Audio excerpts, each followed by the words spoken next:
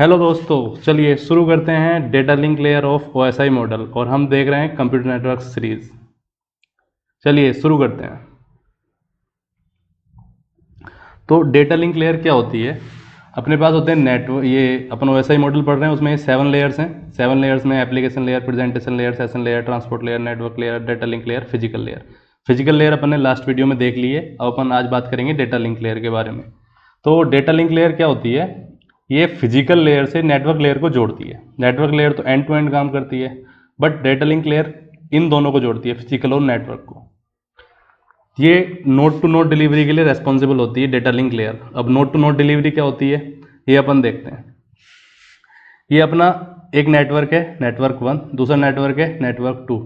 अब नेटवर्क 1 के इंटरनल या नेटवर्क 1 से नेटवर्क 2 में मान लीजिए इस सिस्टम को इस सिस्टम तक कोई अपना मैसेज भेजना है, तो वो कैसे भेजेगा? डायरेक्ट इसका डेस्टिनेशन एड्रेस दे देगा और चला जाएगा। वो आईपी एड्रेस होता है जो अपन नेटवर्क लेयर में आगे देखेंगे आईपी एड्रेस के बारे में। बट उससे पहले वो डायरेक्ट जा नहीं सकता, उसे रास्ते में बहुत सारे स्टेशन पार करके जाने पड़ेंगे। ये स्टेशन क्या है? मान लीजिए मैं यहाँ पे अपने कंप्यूटर के साथ बैठा हूँ और ये मेरा नेटवर्क है। मेरे नेटवर्क में एक राउटर है, वो राउटर ये है, मान लीजिए इस राउटर से मेरा नेटवर्क कनेक्टेड है। अब वो राउटर किसी दूसरे सिस्टम से या किसी दूसरे राउटर से कनेक्ट हो सकता है, वो किसी सर्वर से कनेक्ट हो सकता है, वो फिर किसी और दूसरे सिस्टम से। तो डेटा जो है वो डायरेक्ट सोर्स टू डेस्टिनेशन नहीं जाता, वो स्टेशन वाइज जाता है। तो अब इसमें क्या देखते हैं अपन, जो डेटा लिंक लेयर है उसकी रेस्पॉन्सिबिलिटी है सिर्फ एक स्टेशन से दूसरे स्टेशन तक पहुंचाने की। उसकी सोर्स से डेस्टिनेशन पहुंचाने की या वापस लेने की रेस्पॉन्सिबिलिटी नहीं है। डेटा लिंक लेयर सिर्फ वो एक नोड से दूसरे नोड तक, और इसको होप टू होप भी बोलते हैं, तो एक नोड से दूसरे नोड तक पहुंचाने की जिम्मेदारी होती है इसकी। ये सब काम ये कैसे करता है? ये करता है मैक एड्रेस के बिहाफ पे। अभी मैक एड्रेस क्या होता है अपन देखेंगे। और अगर अपन बात करें कि हमें नेटवर्क के अंदर ही अंदर कम्युनिकेशन करना है, मान लीजिए इस मशीन को इस मशीन से बात करनी है, तो उसके लिए हमें इंटरनेट से कनेक्ट होने की ज़रूरत नहीं है। वो ये डेटा लिंक लेयर ही काफ़ी है, नेटवर्क लेयर की ज़रूरत ही नहीं पड़ेगी। डेटा लिंक लेयर ही अंदर बात कर सकता है, ठीक है। और उसके लिए वो मैक एड्रेस यूज़ करेगा, अपन अभी देख चुके हैं ये बात। अब डेटा लिंक लेयर की एक और रेस्पॉन्सिबिलिटी होती है, वो क्या होती है? मान लीजिए यहाँ से मैंने कुछ बड़ी फाइल शेयर कर दी जो यहाँ तक जा रही है, और इस स्टेशन की कैपेसिटी नहीं है उतनी बड़ी फाइल को हैंडल करने की। तो डेटा लिंक लेयर क्या करता है? इक्वल पैकेट्स अपन नेटवर्क लेयर में बोलते हैं, इसमें अपन बोलते हैं फ्रेम्स। इक्वल साइज के फ्रेम्स में उस डेटा को तोड़ देगा और फिर वो डेटा फ्रेम बाय फ्रेम जाएगा एक सोर्स से दूसरे सोर्स। और ज़रूरी नहीं है सारा डेटा इसी पाथ से जाए, डेटा किसी दूसरे पाथ से भी जा सकता है। ऐसा तो मैंने एक से पाथ बना दिया, इससे अलग भी पाथ हो सकते हैं। तो अब नेक्स्ट क्या है? इसकी एक रिस्पॉन्सिबिलिटी होती है फ्लो कंट्रोल। मैंने बताया डेटा कहीं से भी जा सकता है। तो मान लीजिए यहाँ से डेटा आया कुछ, अब यहाँ से मैं सोर्स हूँ, मतलब मैं सोर्स हूँ, मैं डेटा को भेजे जा रहा हूँ, धड़ाधड़ डेटा जा रहा है इधर से, एक और फाइल, बट इसकी कैपेसिटी नहीं है इतना डेटा आगे भेजने की, या इसकी इतना एक्सेप्ट करने की नहीं है। तो इस जो अपने डिवाइस होते हैं इसके डेटा लिंक लेयर के, उसमें थोड़ी मेमोरी होती है और वो stop and wait, go back and ये सारी टेक्नोलॉजी यूज़ करता है। इससे क्या फ़ायदा होता है? थोड़ा ये स्टोर कर लेगा और उसके बाद भेजेगा। फिर ये इधर से ये कंटिन्यूस तो भेज नहीं सकता, कुछ टाइम बाद रुक जाएगा, और अगर ये भेजता ही गया तो हमारा मैसेज लॉस भी हो जाएगा। अगर लॉस हो गया तो ये इससे वापस बोलेगा कि भाई एरर आ गया तो फिर से भेज, तो ये सेम फाइल को फिर से भेजेगा। फिर ये डेटा फ्रेम्स बना के फिर आगे फॉरवर्ड करेगा। तो स्टॉप एंड वेट मतलब यहाँ पे रोक लेगा और वेट करेगा जब तक अगला वाला लेने के लिए अलाउ करेगा, उसके बाद ये आगे भेजेगा, ठीक है। ये सारी इस तरीके से काम करता है एरर कंट्रोल। और हाँ, ये सारा ईच नोड पे होगा, हर नोड पे होगा। एरर कंट्रोल भी हर एक नोड पे होगा। अब मान लीजिए यहाँ से मैंने कोई फाइल भेजी, वो मेरे सोर्स तक पहुँच भी गई, सोर्स पे जाके पता लगा उसमें तो एरर है, तो ये पूरा पाथ इसे वापस से जाना पड़ेगा, तो बहुत ज़्यादा टाइम कंज्यूम हो जाएगा। इसलिए अगर हम मुझे यहीं पे पता लग जाएगा कि कुछ एरर है, तो क्या होगा? ये फिर से इसे सिग्नल भेजेगा कि भाई एरर था, ये इसे भेजेगा और ये फिर से रीसेंड कर देगा मैसेज को। तो एरर कंट्रोल नोड पे ये बहुत ही अच्छा कॉन्सेप्ट है एक, ठीक है। अभी ये मैक एड्रेस के बिहाफ पे काम करता है। तो मैक एड्रेस क्या होता है?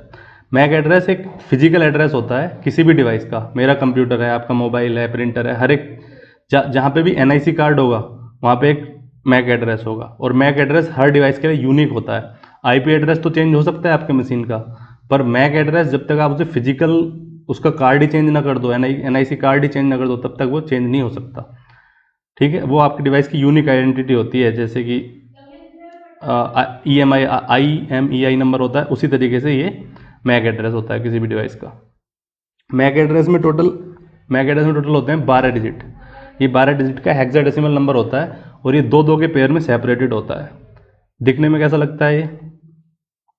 इस तरीके का मैक एड्रेस है। एक मैंने कोई भी एग्जांपल ले लिया है, आप भी अपने कंप्यूटर में अगर देखना चाहते हैं तो कमांड विंडो में जाके ipconfig/all करके कमांड रन करना, तो आपको सारे आईपी एड्रेस, IPv4, IPv6 और मैक एड्रेस का नाम हो सकता है आपके उसमें फिजिकल एड्रेस दिखाए, तो ये मिल जाएगा आपको।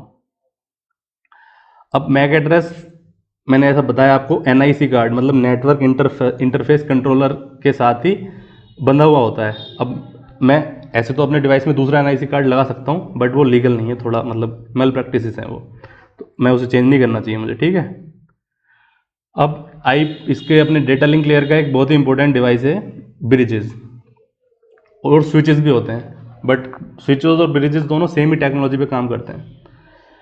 तो ब्रिजेस करते क्या हैं? मान लीजिए मैं एक लैन में हूँ, लैन माने लोकल एरिया नेटवर्क में, और दूसरा आप किसी दूसरे लोकल एरिया नेटवर्क में हो, बट हम चाहते हैं कि हम आपस में बात कर सकें।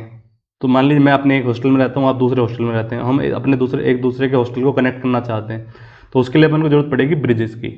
तो एक ब्रिज है, वो मेरे लैन से आपके लैन को जोड़ देगा, और हम आपस में इंटरकनेक्ट कर पाएंगे। तो इसके लिए इंपॉर्टेंट है, 2 डिफरेंट लैन को जोड़ता है ये।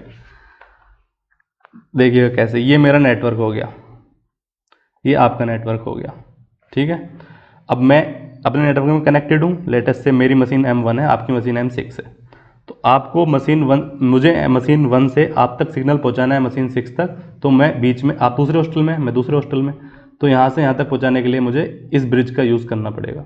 तो ब्रिज में कितने पोर्ट हैं टोटल? तो 2 पोर्ट हैं, एक से मैं डेटा दूंगा, दूसरे से डेटा आगे भेज देगा। ठीक है, ब्रिज बहुत ही सिंपल है। अभी अपन ने थोड़ी देर पहले पढ़ा था रिपीटर जैसा ही है, बट रिपीटर तो अंदर ही अंदर, जब हमारे केबल ज़्यादा लंबा हो गया तो सिग्नल एम्पलीफाई करने के लिए यूज होता है। ब्रिज का कॉन्सेप्ट है थोड़ा डेटा लिंक लेयर से रिलेटेड। ये जो है अपना फॉरवर्डिंग, फिल्टरिंग सारे काम भी करता है। अपन देख चुके हैं 2 पोर्ट डिवाइस है। फॉरवर्डिंग का क्या मतलब है? मान लीजिए मैंने M1 से M6 को भेजा, तो ये यहाँ से आएगा, ये ब्रिज चेक करेगा कि कहाँ भेज रहे हो, M6, तो ब्रिज बोलेगा M6 तो पोर्ट 2 के साथ कनेक्टेड है, तो ये आगे भेज देगा। तो ये होगी फॉरवर्डिंग या फिल्टरिंग भी हो गई एक तरीके से। और अगर मैंने M4 को भेजा, तो यहाँ पे आगे ब्रिज कहेगा भाई M4 तो इधर ही है जिधर से तुम भेज रहे हो, तो ये इसको रोक देगा। कोई ऐसा सिग्नल जो जिसका डेस्टिनेशन M4 है उसको आगे नहीं पास करेगा ये, मतलब M5, M6, M7 में वो सिग्नल जाएगा ही नहीं जिसका डेस्टिनेशन ही M4 है। मतलब मैं अगर एक हॉस्टल के अंदर ही आपस कम्युनिकेट करना चाहता हूँ तो मेरा सिग्नल इधर नहीं जाएगा। ठीक है, ये हो गया फॉरवर्डिंग। दूसरा है फिल्टरिंग भी सेम, दोनों एक ही बात है। नेक्स्ट है कोलिजन। इसमें कोलिजन नहीं होता। क्यों नहीं होता? अपन ने बात करी कि जो ये इसके डिवाइस होते हैं डेटा लिंक लेयर के, जो ब्रिज भी एक डेटा लिंक लेयर का डिवाइस है, उसमें मेमोरी होती है और वो स्टॉप एंड वेट टेक्नोलॉजी पे काम करते हैं, मेथड पे काम करते हैं। ठीक है, तो वो मैंने इधर से सिग्नल भेजा और सिग्नल भेजा, तो कोलिजन होने की बजाय ये स्टोर कर लेगा उसे, और जब लाइन फ्री मिलेगी तब उसे आगे पास कर देगा। इसलिए इसमें कोलिजन का कॉन्सेप्ट, नो कोलिजन। ठीक है, अब ब्रिजेस जो है मोस्टली 2 तरीके के होते हैं, पहला स्टैटिक टाइप और डायनामिक टाइप। अब मैंने बताया फॉरवर्डिंग में टेबल यूज़ करता है, वो भी टेबल देखेंगे कैसी होती है। तो स्टैटिक में वो टेबल जो है वो एक बार बना दी जाएगी, उसे मैनुअली ही ऑपरेट किया जाएगा, बट डायनामिक में वो खुद से लर्न करती रहेगी, चेंज होती रहेगी। ठीक है, तो अपना ये मैक एड्रेस है इन सबके M1, M2, M3, M6 तक, M7 तक, और ये है पोर्ट। M1 से M4 तक पोर्ट 1 से कनेक्टेड है मेरे सारे डिवाइस, और M5 से M7 तक मेरे M2 से डिवाइड कनेक्टेड है। तो ये क्या करेगा, ये वाली टेबल स्टैटिक ब्रिज में एक कोई ऑपरेटर होगा, वो ये टेबल इसकी भर देगा। ये टेबल बन गई, उसके बाद मैंने सिग्नल भेजा M4 को, तो ब्रिज अपनी टेबल चेक करेगा कि M4 कहाँ है, पोर्ट 1 में है, तो उससे रोक देगा सिग्नल को।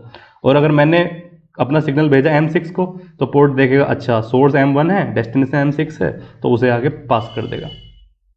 ठीक है, बट ये टेबल अगर मान लीजिए मैंने ये वाला सिस्टम उठा के इधर लगा दिया, मान लीजिए मैं अपना लैपटॉप लेके दूसरे हॉस्टल में चला गया, ठीक है, और मैंने M3 अपना मेरा या M1 जो भी मेरा ये सिस्टम है इसे मैंने इधर कनेक्ट कर दिया, तो अब पोर्ट तो चेंज हो गया मेरे लैपटॉप का या मेरी मशीन का, और टेबल तो ब्रिज में सेम है, तो मैं फिर अगर चाहूँगा डेटा भेजना तो इस टेबल के हिसाब से गड़बड़ हो जाएगी, नहीं काम चलेगा।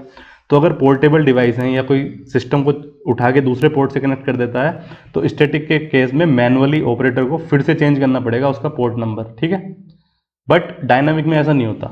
डायनामिक में ये सारा क्या करता है, इनिशियली टेबल बिल्कुल एम्प्टी रहेगी, और जब पहली बार M1 किसी को भी भेजेगा सिग्नल 4 को या 7 को, तो वो ब्रिज उसे स्टॉप नहीं करेगा, वो सबको भेज देगा।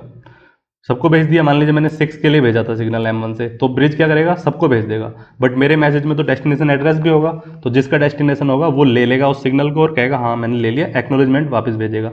जब एक्नॉलेजमेंट वापस भेज रहा होगा तो ब्रिज को पता लग जाएगा कि ये मैसेज 1 से 6 पे गया था, इस बात का एक्नॉलेजमेंट है, तो ब्रिज 1 का पोर्ट लिख देगा कि 1 पोर्ट के थ्रू आया था, और 6 का देख लेगा 2 पोर्ट के थ्रू वापस जा रहा है, तो 6 का पोर्ट ऑटोमेटिकली इसमें स्टोर कर लेगा और 1 का पोर्ट भी स्टोर कर लेगा। ऐसे ही इसी में क्या होगा, जब भी पहली बार ये खुद से सीखता रहेगा, डायनामिक वाला खुद से सीखता रहेगा, और ये मैनुअली का मैनेज करना पड़ेगा स्टैटिक में। तो इसका अपन डायनामिक यूज़ करना चाहेंगे, बट डायनामिक का एक डिसएडवांटेज ये है कि अगर स्टार्टिंग में मैंने सिग्नल भेजा वो सबको गया, तो वो थोड़ा सा कॉम्प्लिकेटेड सिस्टम हो जाएगा और वो टाइम कंज्यूमिंग भी हो जाएगा। आपने भी देखा होगा कई बार अपने लैपटॉप में, उसका दूसरा कॉन्सेप्ट है, हालांकि कोई भी वेबसाइट जब पहली बार खोलते हैं तो ज़्यादा टाइम लगता है, बट अगर एक बार खोल ली तो फिर वो जल्दी खुलती है अगली बार से। वो भी डायनामिक ब्रिज जैसा ही कॉन्सेप्ट वो अलग है, नेटवर्क लेयर का है, उससे अपन आगे देखेंगे, या ऊपर वाली लेयर जो है सेशन लेयर, प्रेजेंटेशन लेयर, उनसे रिलेटेड है वो, तो अपन आने वाले उसमें देखेंगे। सेम तरीके का एक डिवाइस होता है स्विच बिल्कुल ब्रिज के तरीके काम करता है, टेबल होती है, सब कुछ ऐसे रहता है, बट वो 2 पोर्ट की बजाय मल्टी पोर्ट होता है। मान लीजिए 8-10 हॉस्टल हैं या कोई और दूसरा डिपार्टमेंट है, वो सारे इससे जुड़ना चाहते हैं, तो इसमें पोर्ट बढ़ा दो तो उसका नाम ब्रिज से हो जाएगा स्विच, ठीक है। तो ये था अपना डेटा लिंक लेयर, अब खत्म हो गई। तब तक के लिए चलो अब